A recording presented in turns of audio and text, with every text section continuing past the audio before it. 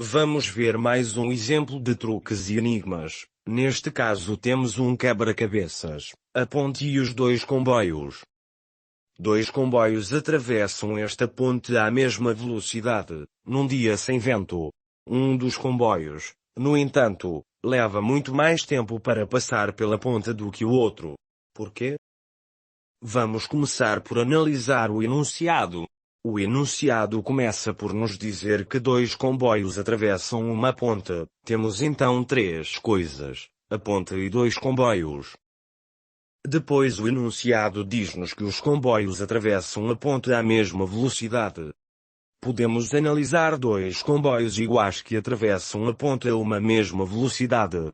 E nesse atravessamento podemos confirmar que os comboios entram na ponte no mesmo instante, e saem da ponte no mesmo instante, daí demorarem o mesmo tempo.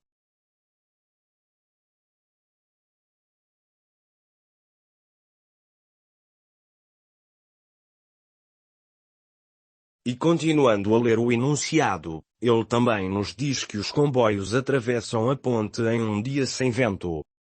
A pergunta que desde logo nos ocorre é: mas, o vento influencia a velocidade?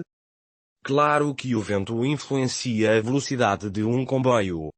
Um comboio atravessando a ponte em que o vento tem o mesmo sentido ao do movimento do comboio, a sua velocidade é aumentada. Inversamente, um comboio atravessando a ponte em que o vento tem o sentido oposto ao do movimento do comboio, a sua velocidade é reduzida. Vamos então analisar a primeira situação, isto é, aquela em que o comboio atravessa a ponte com o vento a favor, ou seja, em que o vento tem o mesmo sentido ao do movimento do comboio.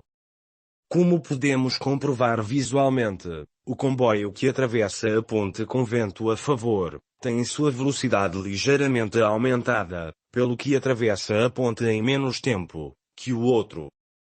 Agora vamos então analisar a segunda situação, isto é, aquela em que o comboio atravessa a ponte com o vento contra, ou seja, em que o vento tem o sentido oposto ao do movimento do comboio.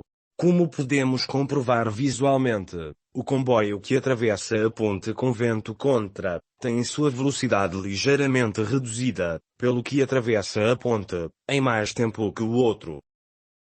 Se os comboios atravessam a ponte à mesma velocidade, podemos comprovar que o tempo de atravessamento é o mesmo, porque os comboios saem da ponte ao mesmo tempo. Quando um deles demora mais tempo, significa que depois de um atravessar a ponte o outro ainda está atravessando-a, o que só pode acontecer quando este comboio é mais comprido do que aquele.